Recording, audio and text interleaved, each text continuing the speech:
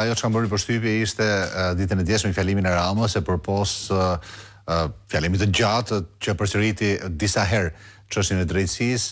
Ai tha se Belinda Ballukun do ta shohim imunitetin e saj pasi të marrë raportin që doja hartojnë Ultimania dhe Tauland Balla e doja dërgojnë në zyrë më pas, do marrim një vendim.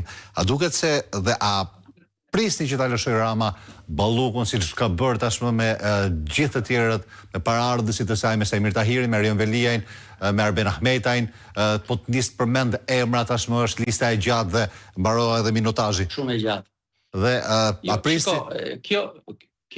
Kjo që po thoni ju a pritet ta lëshoj ose ka thënë që po presim të përfundoj raporti, kjo tregon atë që tham në pyetjen para Rence, që ky Shqipëria jon nën Edi Ramën është një autokraci, nuk është demokraci. Në asnjë vend tjetër normal nuk do të kishte ndodhur kjo, që të priteshin, kanë kaluar tashmë mbi 2 muaj që nga kërkesa e SPAK-ut, e cila është sorëllatur, është vërtitur, është vonuar dhe është vonuar me qëllim. Dhe kjo vonesë tregon dy gjëra. Sistemi i cili është ngritur dhe në të cilin jetojmë dhe për cilin janë përgjegjës Rama, Balluku me shok e me shoqe, por tregon përveç kësaj tregon edhe dy standardin e dyfish të këtij sistemi, sepse është vepruar krejt ndryshe, jo vetëm me eksponent të opozitës, me Sali Berishën, Jamar Bermaltezin, Ilir Metën e tjerë, por është vepruar ndryshe edhe me disa eksponent brenda Partisë Socialiste. Dhe çfarë tregon kjo? Dhe kjo është, po themi, rrjedhoja e madhe që opozita ka pasur, mendoj unë, me të drejtë dhe me inteligjencë në krye të ligjërimit të saj, është kjo që po sillet kështu Rama, po vepron kështu parlamenti në urdhrat e Ramës, sepse për vetëm arsye është i përfshirë vetë.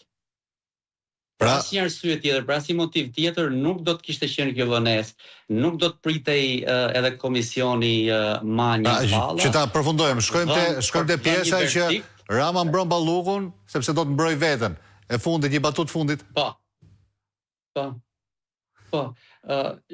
Mbron Ballukun se do të mbroj veten dhe për të thënë atë tjetrën, nuk shoh se do ta lëshoj. Unë mendoj që është bërë një kompromis dhe kompromisi i retushimit ka qenë ky, që do t'jap disa ministri, ti do ta ruash pushtetin dhe parat nga prapaskena, ndërkohë si me mandat parlamentar mund të mbrohesh, do të kesh një farë mbrojtje, por njëkohësisht nuk do ta pushoj mbrojtjen edhe në vijim për sa kohë do të jesh nën hetim, nën survejim nga SPAK-u. Mendoj që ky është akti mes tyre dhe mendoj që nuk do ta dorëzojnë mandatin e Ballukut, do ta mbajnë. Po gjithsesi, për mua ka pak rëndësi, mendoj unë. Për opozitën duhet ketë pak rëndësi.